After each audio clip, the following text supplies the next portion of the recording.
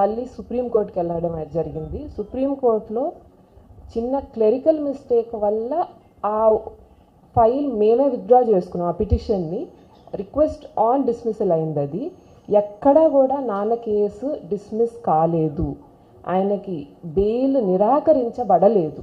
హైకోర్టులో కానీ సుప్రీంకోర్టులో కానీ, హైకోర్టులో the case was still running.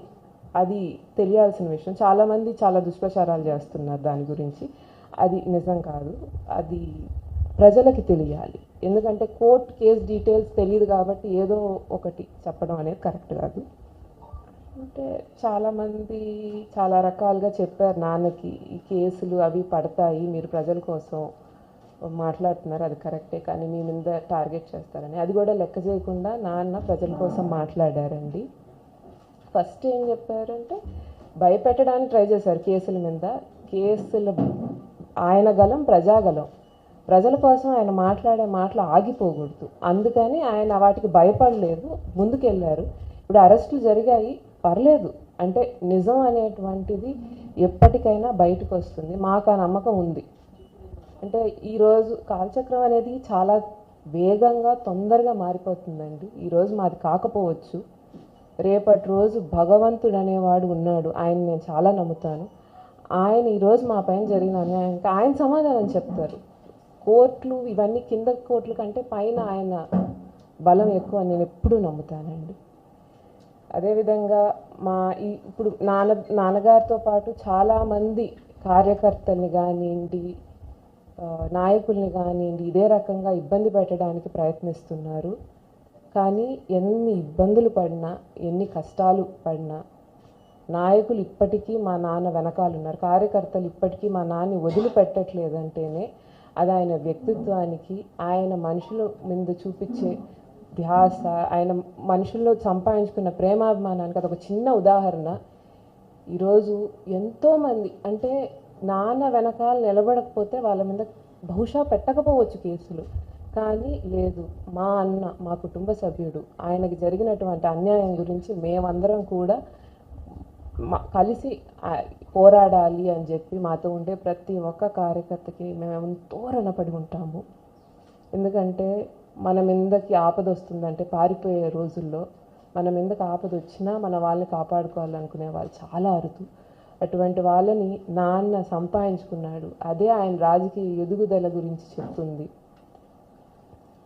నాన్న అరెస్ట్ అయినప్పటి నుంచి నాయకులైతే ఏమండి, కార్యకర్తలైతే ఏంటి, జిల్లా ప్రజలైతే ఏంటి, మా కుటుంబ సభ్యులైనటువంటి సర్వేపల్లి నియోజకవర్గ ప్రజలైతే ఉంది, ప్రతి ఒక్కళ్ళు వచ్చి మా కోసం, మా అమ్మ మీరు దిగులు పడొద్దు, మేము ఉన్నాం మీతో, మీకేం కావాలన్నా మేము ఎప్పుడూ మీకోసం నిల్చొని ఉంటామని చెప్పి ధైర్యాన్ని ఇస్తున్నారు.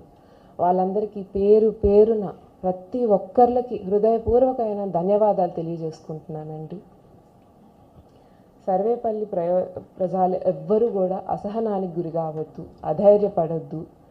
ఈ అడ్డంకులు లేకపోతే ఈ కేసులు అనేవి తాత్కాలికమైనవి. నాన్న మళ్ళీ కడిగిన ముత్యంలాగా అలాగే బయటకు వస్తారు, మళ్ళీ యథావిధిగా వచ్చి ప్రజల సమస్యల మీద, పార్టీ పనుల మీద దృష్టి పెడతారు. ఖచ్చితంగా నాకు ఆ నమ్మకం ఉంది. అప్పటి వరకు మీకెవరు లేరని అనుకోవద్దు. నేను, నాతో పాటు పార్టీ కార్యకర్తలు కానీ, పార్టీకి సంబంధించినటువంటి వ్యక్తులు అందరూ కూడా మీకు అండగా ఉంటాము. ఏ నిమిషంలో మీకు ఏ అవసరం ఉన్నా కానీ మేము మీకు అందుబాటులో ఉంటాము. నాన్న ఎలా అయితే నిత్యం ప్రతి ఒక్క మనిషికి అందుబాటులో ఉన్నారో మేము కూడా ఈ రోజు నుంచి ప్రతి ఒక్కరికి అందుబాటులో ఉంటామండి. మరి ఒకసారి పాత్రికేయ మిత్రులకు కానీ, నాతో పాటు నిలబడి ఇంత నాకు సపోర్ట్ ఇచ్చినటువంటి కార్యకర్తలకు కానీ, ఎంపీపీలకు కానీ, మండల కన్వీనర్లకు కానీ, ప్రతి ఒక్క నాన్న కోసం పనిచేసిన ప్రతి ఒక్క మనిషికి హృదయపూర్వకమైన ధన్యవాదాలు తెలుపుకుంటూ సెలవు తీసుకుంటున్నాను.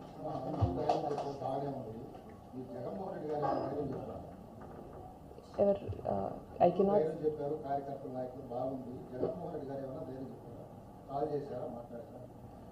జగన్మోహన్ రెడ్డి గారు మాతో మాట్లాడారు, ఖచ్చితంగా అదైతే జరిగింది. ధైర్యం చెప్పేందుకు కంటే ఆయన మాతో ఉన్నారు అనడానికి మేము చాలా సంతోషపడుతున్నాం.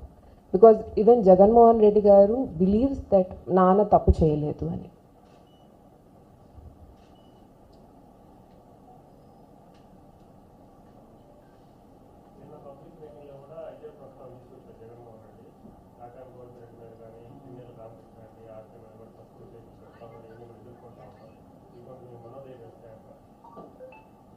నాకు మొట్టమొదటి మనోధైర్యం మా నాన్నేనండి. ఎందుకంటే ఆయన తప్పు చెయ్యలేదు అన్న నమ్మకం మొట్టమొదటి మనోధైర్యం. కానీ ఆయన తప్పు చేయలేదు అని చెప్పి అంత పెద్ద మనిషి నమ్మి మాట్లాడడం అనేది that goes to a different level.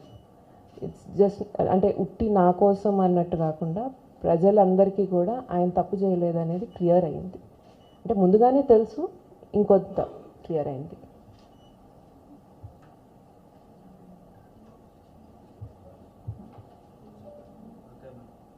That's it. Thank you so much.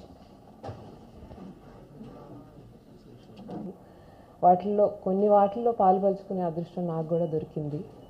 అప్పుడు ప్రతిసారి వాళ్ళకి ఏదైనా మంచి జరిగిందంటే మా నాన్న కళ్ళల్లో నేను చూసిన ఆనందం, ఆయన పొందినటువంటి ఆ సంతృప్తి, మనం మన ప్రజలకు మంచి చేసుకోగలిగాము, వాళ్ళ కోసం మనం అండగా నిలబడగలిగాము, వాళ్ళకి ఏమన్నా లబ్ధి చేకూరాలి అని అంటే అది వాళ్ళకి చేర్చేంత వరకు ఆయన పడ్డ కష్టం నాకు ఈ రోజుకి గుర్తుందండి.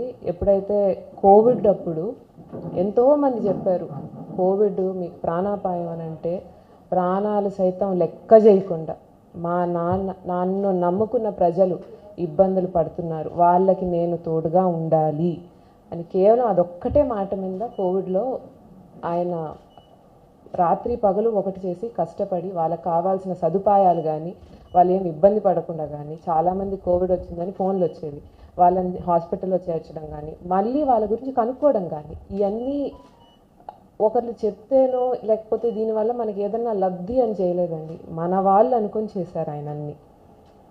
ఎన్నో ఇంకా ఒకటి ఎత్తుకుంటే ఒకటి అంటే చాలా చాలా విషయాలు ఉన్నాయి. ఒకటి మర్చిపోక ఉదాహరణ చెప్పాను అంతే. ఆయన స్వశక్తితో పైకి వచ్చినటువంటి వ్యక్తి, కార్యకర్తల కష్టాలు తెలుసు, ప్రజల కష్టాలు తెలుసు. కింద నుంచి పైకి వచ్చిన వ్యక్తితో మనకేంటంటే అండి మనం చెప్పుకోగలేదు, మేము ఇక్కడి నుంచి వచ్చాం కాబట్టి మాకు ఇబ్బందులు ఉన్నాయి, మాకు ఈ కష్టాలు ఉన్నాయి, మాకు ఈ రకంగా ఏదన్నా మీరు చేయగలిగితే బాగుంటుంది అని ఆయన ముందుగానే వాళ్ళ గురించి తెలుసుకొని వాళ్ళకి ఏమేమి పనులు కావాలో అవి చేసి వాళ్ళకి ఏ ప్రకారమైన ఇబ్బందులు రాకుండా వాళ్ళ కష్టాలు రాకుండా చూసుకుంటారు. నాకు తెలిసినంత వరకు కింద నుంచి వచ్చిన నాయకుడు కాబట్టి ఆయనకు అది ఉంది.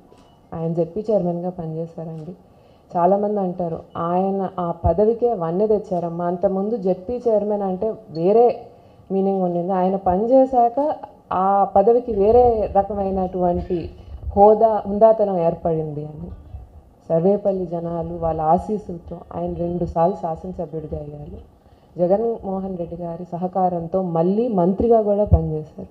ఆయన మంత్రిగా పనిచేసిన రోజులు మా నాన్నని దాదాపు ఆ 2 సంవత్సరాలు ఒక 10 సార్లు చూసుంటాను నేను. ఎవరైనా నాకు ఫోన్లు చేస్తే ఆయన ప్రజల మనిషి, నాకంటే ముందు తమ్ముడు నీకే దొరుకుతాడు కాబట్టి నాకు ఫోన్ చేయడం టైం వేస్ట్, మీరు వెళ్ళి కలవండి, మీకోసం రాత్రి 12ంటికైనా ఆయన ఇంటి తలుపులు ఎప్పుడు తెరిచుంటాయని నేను ఎప్పుడు చెప్పేదానండి. ఆయన ఎన్నో పదవులలో పనిచేసిన ఆ పదవికి హుందాతనంగా పనిచేశారండి. ఏ రోజు పదవి ఉంది కదా మనం ఏమన్నా చేయొచ్చు, మనం ఎట్లయినా ఈ పదవిని వినియోగించుకోవచ్చు అనుకోలేదు. ఆ పదవికి ఉన్న గౌరవం, దాని పట్ల జనాలకు ఉన్నటువంటి గౌరవాన్ని ఎప్పుడూ నిలుపుకున్నారు ఆయన.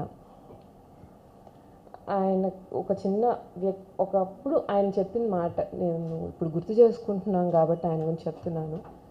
చాలా రోజులు నాన్న వీళ్ళు మనకు ఆపోజిట్ కదా, వీళ్ళు మనకు ఆపోజిట్ కదా అని మాట్లాడేటప్పుడు నాన్న అనేవాడు, నాన్న మనం రాజకీయాల్లో ఉన్నాము, మనకి చాలామంది ప్రత్యర్థులు వస్తారు, ఒకరని కాదు ఒకరితో అని కాదు, కానీ మీరు జీవితంలో వాళ్ళందరినీ ప్రత్యర్థులుగానే చూడండి, ఎవ్వరూ శత్రువులు అనుకోవద్దు.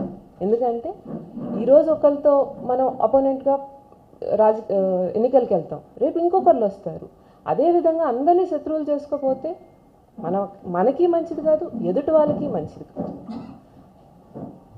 మా తాతయ్య కూడా ఎప్పుడు అనేవాళ్ళండి, ఎవరి మీదైనా కోపం వస్తే ఒక మాట అనండి, ఒక దెబ్బ వేయండి, వాళ్ళు పొట్టగొట్టొద్దు, వాళ్ళని బాగా చూసుకోండి అని. ఆయన పెంపకంలో పెరిగినటువంటి వ్యక్తి అవినీతి చేసే అవకాశం, ఎంతోమంది మా తాతయ్య కింద రాజకీయాలు నేర్చుకున్నారు, వాళ్ళు ఎవ్వరు కూడా అవినీతి చేసే అవకాశమే లేదని నేను గట్టిగా చెప్తాను. అటువంటి మనిషి మీద అవినీతి ఆరోపణలు చేసి ఆయన మీద కేసులు కట్టి, తప్పుడు కేసులు కట్టి ఆయన్ని కేవలం కష్టపెట్టాలన్న ఉద్దేశంతో తీసుకొని వెళ్ళి ఈ రకంగా అక్రమ అరెస్టులు చేసి జైల్లో పెట్టి ఆయన్ని ఇబ్బంది పెట్టాలనుకోవడం చాలా బాధాకరమైన విషయం.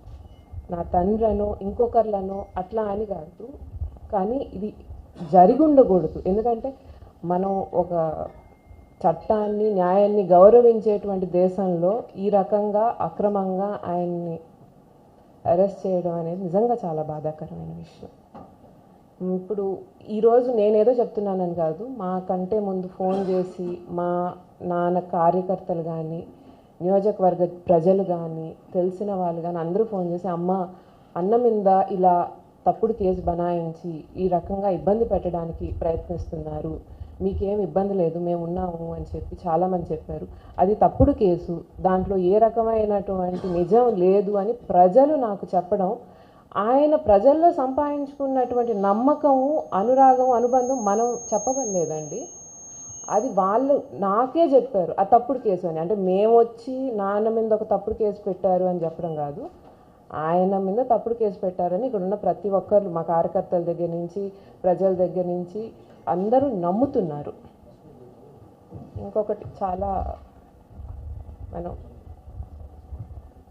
కేసులు పెట్టారు, భయపెట్టారు. కేసుల గురించి వచ్చేటప్పటికి నాన్న మీద చాలా దుష్ప్రచారాలు జరుగుతున్నాయి, అవి కరెక్ట్ కాదు. మా నాన్న వరకు ఎన్నోసార్లు విచారణకు వచ్చారండి. అంటే ఇదేం మొదటిసారి ఆయన మీద కేసు పెట్టి భయపెట్టినట్టు ఇప్పుడే మొదలవలేదు కదా, ముందు కూడా కేసులు పెట్టారు, విచారణకు పిలిచారు, విచారణకు వచ్చారు, విచారణకు హాజరయ్యి ఆయన అడిగిన వాటికి సమాధానం చెప్పి వెళ్ళారు. కాకపోతే ఇప్పుడు అక్రమమైన అరెస్ట్ చేస్తారు, అట్లా కాదు. ఇంతమంది కార్యకర్తలకి నాయకుడు, ఆయన మీద దౌర్జన్యమో అక్రమమో జరుగుతుందని అంటే దాని గురించి ఆయన ఫైట్ చేసే రైట్ ఉంటుంది మా నాన్నకి, రాజ్యాంగబద్ధంగా ఆయనకు వచ్చినటువంటి హక్కు. అందుకని న్యాయం ఆయన వైపు ఉందని ఆయన భావించారు కాబట్టి న్యాయస్థానాన్ని ఆశ్రయించి విచారణకి హాజరవుతాము, దానికి ముందస్తు బెయిల్ కావాలి అని అడిగారు. బెయిల్ పిటిషన్ రన్ అవుతూనే ఉన్నింది. హైకోర్టులో బెయిల్ పిటిషన్ని మళ్ళీ వాయిదా ఇచ్చారండి. వేసవకాలం సెలవుల కారణంగా వాయిదా ఇచ్చారు. అప్పుడు ఆయన మళ్ళీ సుప్రీంకోర్టుకి వెళ్ళడం జరిగింది. హిట్ టీవీ యాప్, ఇందులో short news, live news, entertainment shows, movies, digital magazines తో పాటు మీ జిల్లా వార్తలను కూడా ఫ్రీగా చూడొచ్చు.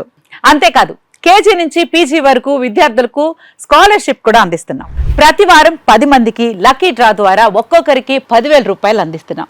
ఇంకెందుకు ఆలస్యం, వెంటనే హిట్ టీవీ యాప్ ని డౌన్లోడ్ చేసుకుని ఫ్రీగా ఎంటర్టైన్మెంట్ పొందండి. Hit TV app. Hit TV app. Please download hit TV app. Hit TV app ని ఫ్రీగా డౌన్లోడ్ చేసుకుని ఎంజాయ్ చేయండి. మీకు నచ్చిన ఎంటర్టైన్మెంట్ కోసం హిట్ టీవీ యాప్ ని ఫ్రీగా డౌన్లోడ్ చేసుకుని ఎంజాయ్ చేయండి. హిట్ టీవీ యాప్ ని డౌన్లోడ్ చేసుకుని ఆస్వాదించండి, ఆశీర్వదించండి. ఇంతమంది సెలబ్రిటీలు హిట్ టీవీ యాప్ ని డౌన్లోడ్ చేసుకోండి అని చెప్తున్నారంటే ఎంత మంచి యాప్ ఆలోచించండి. అమెరికాలో చదవాలనుకునే వాళ్ళకి విశ్వసనీయమైన పేరు మన శౌర్య కన్సల్టెన్సీ. UK లో 1 year masters. UK లో 1 year masters. 2 years work permit up to 5 years visa. Contact Saurya Consultancy. Contact 89851 89851.